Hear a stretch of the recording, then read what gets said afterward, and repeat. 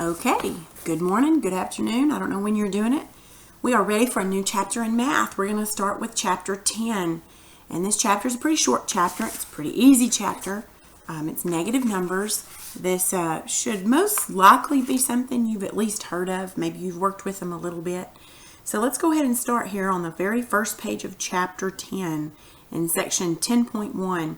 Now, we've looked at basic operations, addition, subtraction, multiplication, division, and notations, the place value, fractions, decimals, percents, and how all those work together. Now it's time to take all that we've learned and apply it to a different kind of number, a negative number. Now let's understand what a negative number is. Now often we find it necessary to show not just an amount, but also the direction of the amount. For example, let's say we borrow $5 from Mom while we're at the store. How would you describe that you owed the money instead of you having it? $5 you owe or $5 you have. So there's a difference there.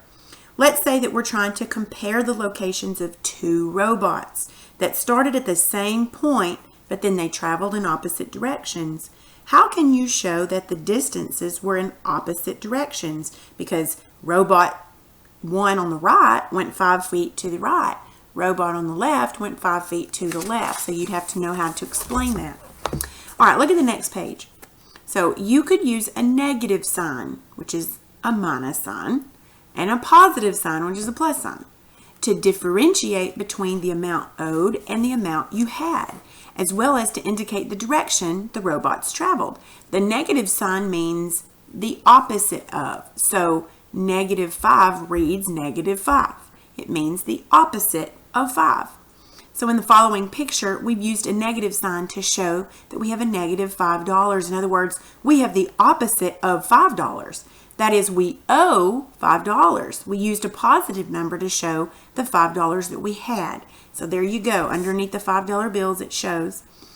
There you go also with the robots. It shows the one that went to the left went negative 5 feet.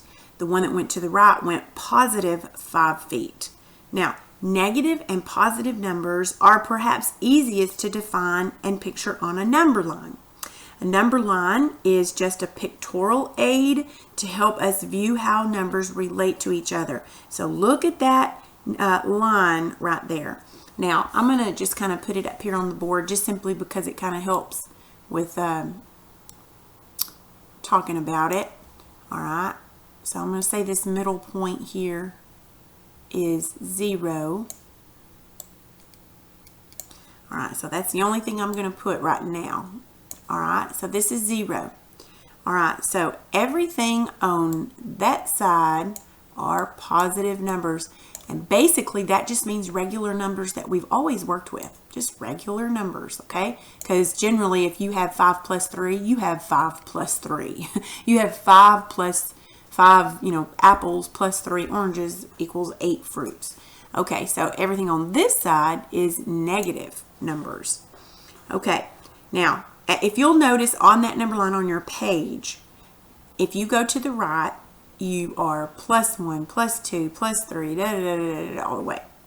If you go this way, you are the opposite, okay? Negative 1, negative 2, negative 3, negative 4, okay?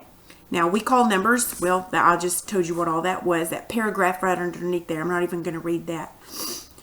Most of the time, we don't bother putting the plus sign in front of a positive number. So if, this is important, if there's no sign in front of a number, you assume it to be a positive number. Now that is universal. That is from here on out. If you see this number, you automatically think to yourself and just simply know it's understood to be positive 25. Okay? We don't usually put positive symbols in front of numbers. Now, up until now, you've been dealing with positive numbers, so we already know how to work with them. Look at that problem down there at the very bottom of page 196. This is not problem, but these are just different things. So we know that 4 equals positive 4, or 1/2 equals positive 1/2, or 2.2 equals positive 2.2, and so forth. So you don't have to put those positive symbols in front of those positive numbers. We know. The only time that you're going to use a Negative symbol is when you know it's opposite the positive, but you'll hardly ever use the positive symbol. And you'll use it more when we get into algebra. All right, let's look at the top of 197. It says expanding negative numbers. Ratios and partial quantities can be negative too. For example, companies will sometimes compare their expenses and what they made in terms of profit margins. A 25% profit margin means they made 25% more than they spent. A negative 25% profit margin means they spent 25% more than they made. Again, the negative sign means the opposite of, rather than making money and having a positive margin or buffer between their expenses and income, the company did the opposite. They lost money. So notice that we can put fractional amounts or ratios on a number line too, whether written using decimal, fractional, or percent notation. So there's you 3 different ones right there on 197, 3 different types of number lines showing you it can be used as regular whole numbers, you can use fractions, and you can use decimals. All right, so look at the keeping perspective. In most real-life situations, we add, subtract, multiply, and divide positive numbers. But there are times where specifying direction, debt, etc., those types of things is helpful. Negative numbers, like other notations, prove a useful tool in helping us describe God's creation and work with real-life problems. Okay, so your assignment, and I shouldn't have to help you, it's super duper duper easy. It's worksheet 1. There's a few problems on the back that are just review problems. So I don't know if I'll grade this or not. I haven't quite decided yet, but once I get it on Google Classroom, I'll say if I'm going to grade it or not. So go ahead and complete worksheet 10.1. If you need any help, let me know.